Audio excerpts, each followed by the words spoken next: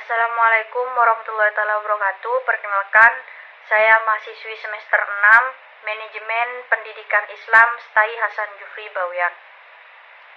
Jadi di sini kelompok saya akan mempresentasikan tugas mata kuliah metodologi penelitian kuantitatif tentang populasi, sampel, dan probability sampling. Dan kebetulan untuk materi populasi itu saya sendiri, jadi langsung ke pembahasan saja. Untuk populasi itu sendiri ialah jumlah karakteristik yang hendak kita teliti seperti jumlah keseluruhan, jumlah yang ada pada dalam objek suatu penelitian yang hendak kita teliti itu namanya populasi. Selanjutnya, ukuran populasi. Populasi yang terlalu banyak tentu harus menjadi pertimbangan bagi peneliti ketika melakukan penelitian, sehingga pengambilan data tidak harus pada seluruh populasi. Maka diperlukan sampel karena populasi yang terlalu banyak. Jadi populasi itu ialah untuk menampung semua jumlah dan karakteristik yang akan kita teliti. Contohnya seperti sekolah. Sekolah itu termasuk sebuah populasi karena di dalam sekolah itu banyak beraneka ragam karakteristik dari kelas yang berbeda-beda, antara murid dan guru, antara pendapat para siswa, antara pendapat para guru, dan juga perbedaan para siswa, ada yang kurus, ada yang gemuk, ada yang pintar, ada juga yang susah untuk mencerna sebuah pelajaran. Dan untuk mengetahui perbedaan dari semuanya agar bisa menjadi pertimbangan bagi peneliti, maka diperlukan sebuah sampel. Dan itu saja pengertian populasi menurut saya, dan untuk selanjutnya saya serahkan kepada teman saya yang akan menjelaskan tentang sampel. Sampel adalah sebagian dari populasi yang diambil secara representatif yang bersangkutan atau bagian kecil yang diamati. Maka kata kunci dari sampel itu adalah bagian dari populasi. Untuk alasan penggunaan sampel itu bagaimana sih? Setidaknya ada 6 alasan bahwa kita penting untuk menggunakan sampel. Yang pertama adalah masalah waktu. Karena dengan sampel, waktu akan semakin cepat, waktu makin efektif, sehingga penelitian kita juga akan mendapatkan hasil yang lebih maksimal dengan sampel. Yang kedua, itu ukuran populasi. Populasi yang terlalu banyak tentu harus menjadi pertimbangan khusus bagi peneliti agar melakukan penelitian sehingga pengambilan data itu tidak harus ada di seluruh populasi. Maka dibutuhkan sampel karena populasi yang terlalu banyak. Yang ketiga, itu tentang masalah biaya.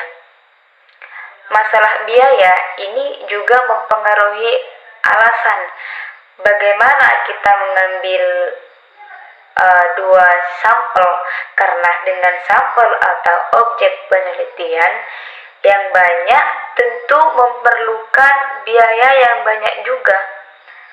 Menentukan waktu yang banyak, maka ya simpel-simpel aja. Yang selanjutnya itu masalah ekonomis. Tentu lebih ekonomis ketika menggunakan sampel, dan yang terakhir alasannya adalah masalah ketelitian, di mana seluruh populasi itu tidak mesti menggambarkan apa yang ingin kita teliti, tema apa yang ingin teliti, tetapi dalam populasi itu ada informan-informan tertentu, ada subjek-subjek tertentu yang kita ambil, sehingga itulah yang melandasi pengambilan sampel. Maka dengan sampel dapat menghemat uang melandasi pengambilan sampel. Maka dengan sampel dapat menghemat waktu, biaya, tenaga. Hasil penelitian akan lebih akurat dan proses penelitian akan lebih mudah. Itulah manfaat menggunakan sampel. Nah, bagaimana sih cara menentukan sampel itu? Dari segi sederhananya saja, begini.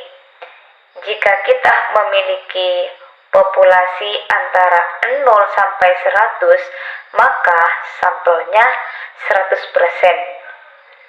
Kalau 100 orang, maka 100 orang itu harus kita jadikan sebagai sampel.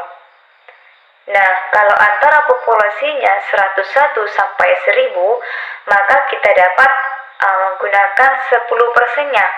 Kalau populasinya 500, maka 10% dari 500 adalah 50 orang. Itu udah cukup mewakili dari populasi. Mungkin hanya itu yang dapat saya sampaikan tentang penjelasan dari sampel. Dan selanjutnya saya serahkan kepada teman saya yang akan menjelaskan tentang probability. Selanjutnya, saya akan menjelaskan tentang probability sampling. Probability sampling adalah teknik pengambilan sampel yang memberikan peluang yang sama bagi setiap unsur populasi untuk dipilih menjadi anggota sampel. Artinya, probability sampling ini secara umumnya. Probability sampling itu meliputi 4 unsur. Yang pertama, simple random sampling. Simple random sampling ini sangat sederhana, di mana populasi yang bersifat homogen atau relatif sama homogen diambil secara sampel yang representatif. Yang kedua, proportionate stratified random sampling, mengambil sampel acak bertingkat proporsional, artinya berstrata secara proporsional. Contohnya seperti jumlah populasi pegawai diambil sama untuk dijadikan sampel. Seperti ini. Misalnya ada pegawai yang tingkat pendidikannya itu S1 40%, S2 40%, terus SMA ada 50%, terus SMK ada 60%, dan SMP ada 70%. Untuk teknik pengambilan sampelnya itu sama-sama diambil sebanyak 20%. Di teknik proportionate stratified random sampling ini pengambilan sampelnya itu harus sama-sama rata. Jika diambil 20%, ya sudah diambil 20% semua gitu untuk dijadikan sampel. Selanjutnya yang ketiga yaitu proportionate stratified random sampling. Disproportionate stratified random sampling. Pengambilan sampel acak bertingkat yang tidak proporsionat, artinya bersifat umum tetapi kurang profesional. Contohnya seperti jumlah pegawai diambil tidak sama untuk dijadikan sampel. Contohnya yang lulusan S1 misalnya ada 40%, yang lulusan S2 itu ada 20%, yang lulusan S3 itu ada 10%, dan SMA ada 40%, yang SMP ada 40%. Selanjutnya yang ketiga yaitu proportionate stratified random sampling. Disproportionate stratified random sampling. Pengambilan sampel acak bertingkat yang tidak proporsionat, artinya bersifat umum tetapi kurang profesional. Contohnya seperti jumlah pegawai diambil tidak sama untuk dijadikan sampel. Contohnya, yang lulusan S1 misalnya ada 40%, yang lulusan S2 itu ada 20%, yang lulusan S3 itu ada 10%, dan SMA ada 40%, yang SMP ada 40%. Nah, untuk pengambilan sampelnya di S3 itu kan hanya 10%. Nah, untuk S3 itu diambil 100%-nya. Maksudnya 10% itu diambil semua. Dan untuk S1, S2, SMA, dan SMP itu sama-sama diambil 20%-nya. Dalam artian proportional stratified random sampling ini tidak sama-sama diambil jumlah per tingkatan kelulusannya, seperti itu. Selanjutnya untuk yang nomor 4, cluster sampling atau area sampling. Digunakan untuk menentukan sampel bila objek yang akan diteliti atau sumber data sangat luas, misalnya penduduk dari suatu negara, provinsi, atau kabupaten. Nah, di teknik sampling daerah menggunakan 2 tahapan. Yang pertama, menentukan sampel daerahnya. Yang kedua, menentukan orang-orang yang ada pada daerah. Dalam artian, pertama kita menentukan sampel daerahnya dulu. Misalnya di Indonesia itu terdapat beberapa provinsi. Nah, misal ada 30 provinsi. Kita ambil 15 provinsinya. Setelah kita ambil 15 provinsinya, kita menggunakan tahap-tahapan. Tahap yang pertama, kita harus menentukan dulu di setiap provinsi ada berapa daerah. Nah, misal nih ada daerah A, B, C, dan D.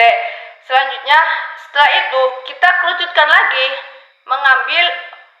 menentukan orang-orang yang ada pada daerah tersebut. Orang-orang yang akan dijadikan sampel kita ambil dan bedakan, seperti itu. Mungkin untuk pembahasan probability sampling hanya ini yang dapat saya sampaikan. Terima kasih. Baik, terima kasih. Di sini saya akan menyimpulkan dari beberapa penjelasan teman-teman saya tadi. Yang pertama ada populasi. Populasi adalah jumlah keseluruhan dari satuan-satuan atau individu-individu yang karakteristiknya hendak kita teliti, atau jumlah keseluruhan dari objek yang hendak kita teliti. Sedangkan yang kedua ada sampel. Sampel adalah bagian-bagian dari populasi. Yang ketiga, macam-macam teknik sampling. Teknik sampling ada 2 macam, yaitu probability dan non-probability. Yang probability lebih bersifat umum, sehingga semua objek yang menjadi populasi berpotensi menjadi sampel. Sedangkan non-probability lebih bersifat khusus dan hanya objek-objek tertentu saja yang bisa menjadi sampel. Sampling probability ada 4 macam, yaitu simple random sampling, proportionate stratified random sampling, disproportionate stratified random sampling, dan cluster sampling atau area sampling. Mungkin hanya ini yang dapat kelompok kami sampaikan. Kurang dan lebihnya, jika ada kesalahan kata, mohon maaf yang sebesar-besarnya. Sekian dari kami. Wassalamualaikum warahmatullahi wabarakatuh.